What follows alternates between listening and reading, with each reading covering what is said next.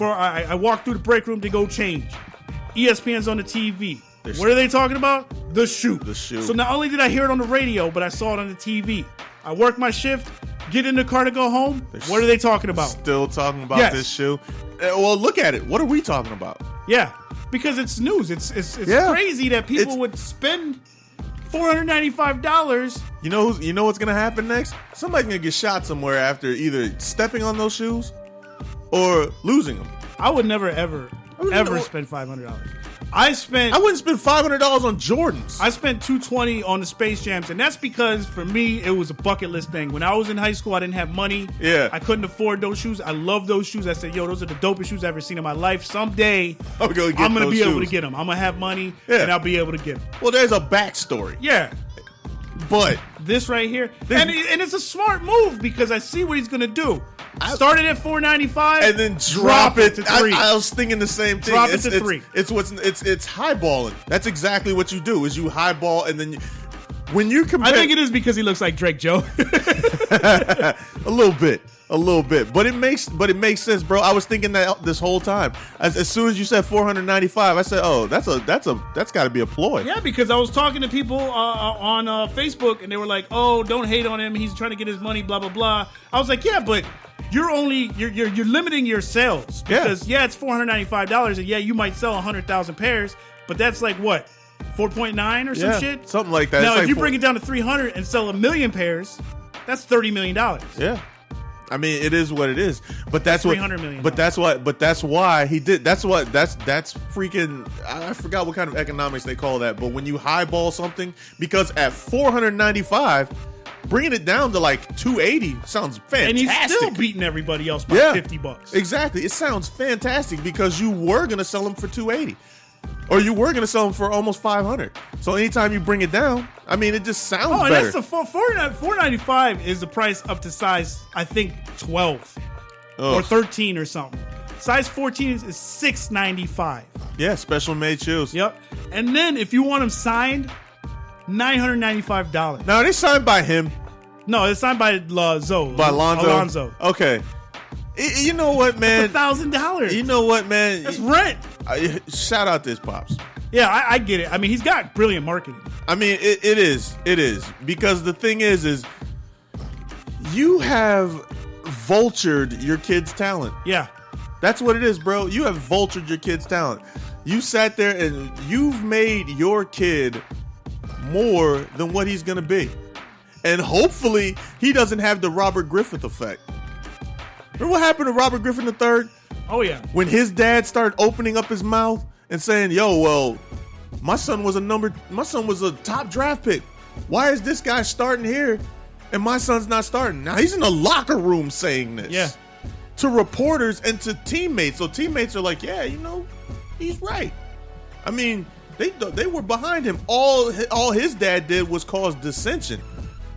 Now look at where Robert Griffin is. Yeah, I feel bad for him though, because it's like all Zoe wants to do is play ball. Yeah, that's it. And now every time he goes on the court, whoever he's up against is going to be coming for his throat. Yeah, which is and you know what his dad said? That's how I raised him. Yeah, he's like that's how I want it, and that's fine if you're watching.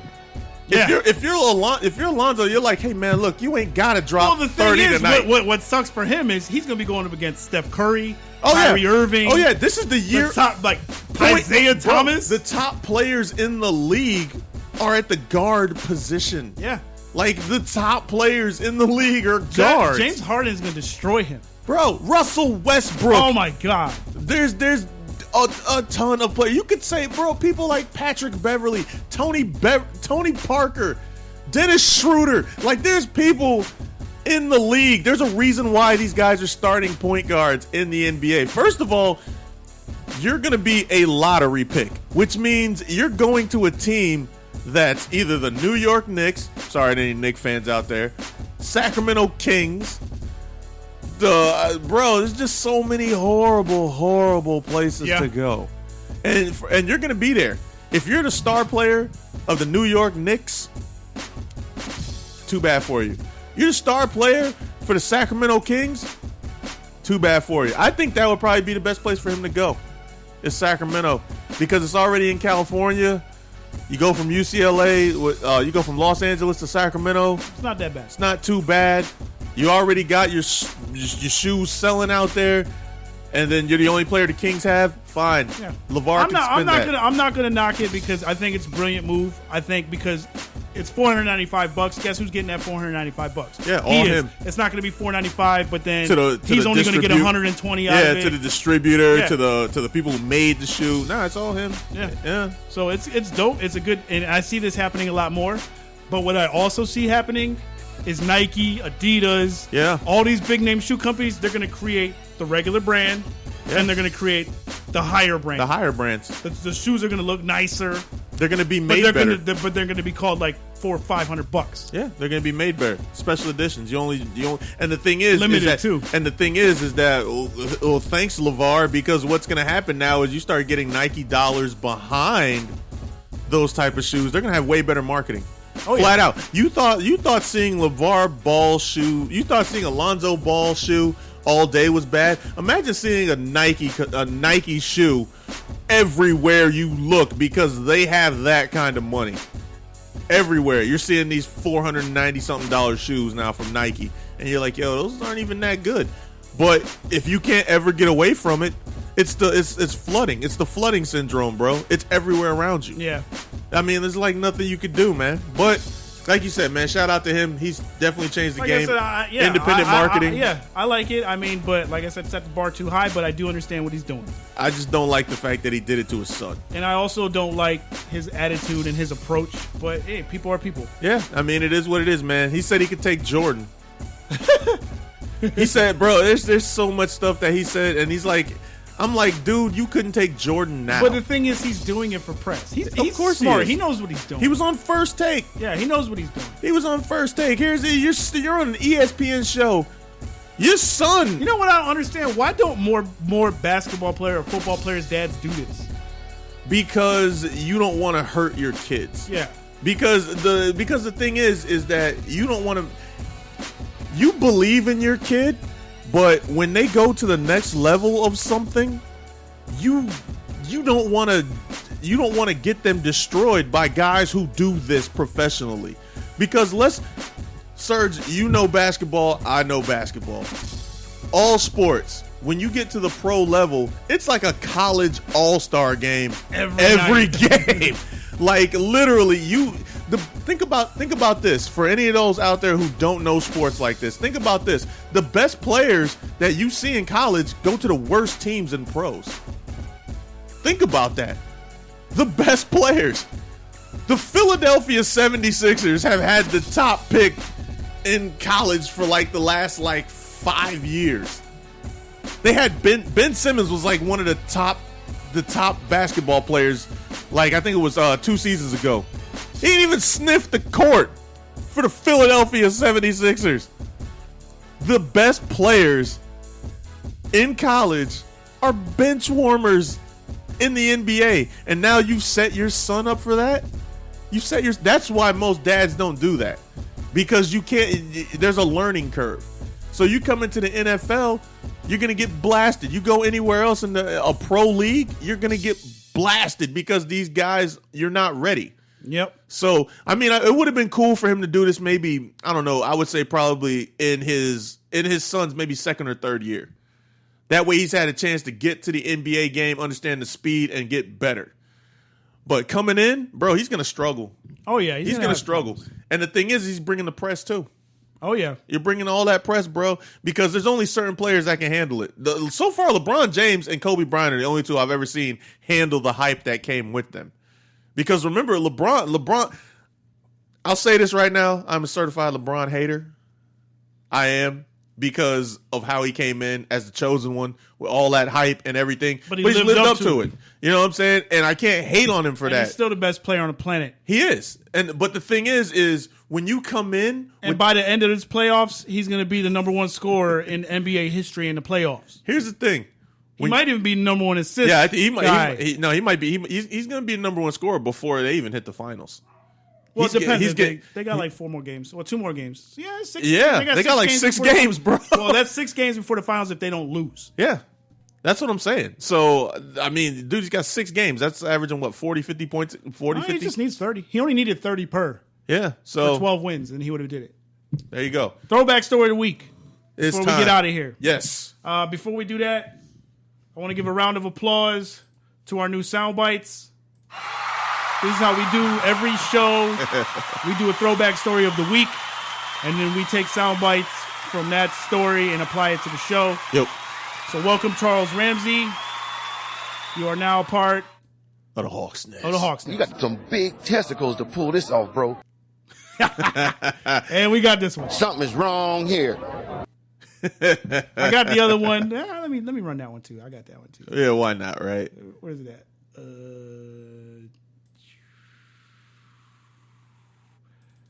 There we go. There we go. There we go.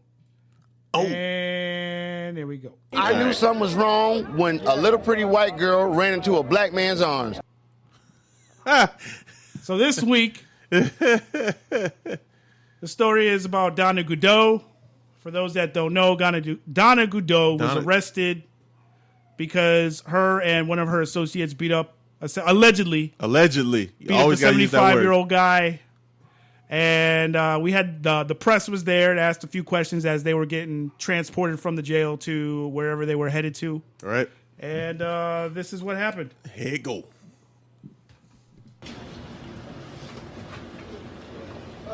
Hey, so tell us your side. What happened? Hey, I'm an innocent bystander. They saying I drove a getaway car, but I cannot see. I'm legally blind. That's my story. I'm sticking to it. I'm innocent. Come on this way.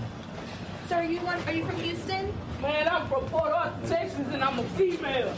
I did not drive no getaway car. I'm legally blind. How'd you get wrapped up with these folks? I got wrapped up. I was walking down the street and I caught a ride. So you don't know these folks then, is what you're saying? I know 2 of them. I don't know the other 2. They saying I drove a getaway car, but I'm legally blind, so how I'm gonna drive a car? So did you know what happened to the 73-year-old victim then, or I don't know what happened. I just know what the police said. So you can't see at all? Huh? You can see though, right? I'm legally blind. I can see barely, but I'm an innocent bystander. Come on, Miss Goodall. You know what I'm saying? I gave her my statement. I didn't have nothing to do with that. Yeah, I was. Only thing I'm guilty of is when they told me to go with the credit card. Well, it wasn't a credit card, it's the debit card for the gas. That's the only thing I did. I told that nigga. Look. So you didn't know what whose card that was? Did you know whose card that was when you were using? All I know, they told me to go get some gas. But you were using someone else's debit card? Yeah, I admit to that. Yes, sir. Yeah, I admit to that. I'm not gonna lie, and I'm not gonna go to jail for nothing. You didn't beat anybody? Ma'am. But yes, I did take that. Yeah, I did take the thing. But on the video, it showed that I told the lady, man, look. And when y'all talk, she gonna say, yeah, he walked up to me and he showed it to me, and he said, don't say what this means. And she said, because she told me to swipe again, and I say, well, here, look, what that means. And she said it, and that was it. Did you tell her that wasn't your debit card? Yeah, we'll let you. Yes, ma'am. I'm innocent. I ain't no robbing type of person. I wouldn't do nothing to no innocent man. I've been robbed. I've been pistol whipped. They got that on file. I'm innocent. I ain't do nothing. I don't know what's going on. All I know is my side of the story. I can't tell no other story. I'm innocent. And Mama, I love you. P.O.P. Hold it down. Right, these all good pimp squad, baby, for life. Now, did your... P.O.P. hold it down. Pimp Squad for life. All right, so even at the end, you got to get shout outs in. Is that what we do now? Is that what we do? At the end of the story, we still got to get shout outs. There's a little bit more. I kind of want to see. Yeah, go ahead. Go ahead. We're going to just play this. Go ahead and do it. Because honestly, Side of the story, I can't tell no other story. I'm innocent, and Mama, I love you. P.O.P. all the time. Right, these all good pimp squad, baby, for life. Now, did your buddy there? He said he watched them do it. Were you there while they were doing? Did you watch it happen too? I didn't watch nothing happen. They caught me.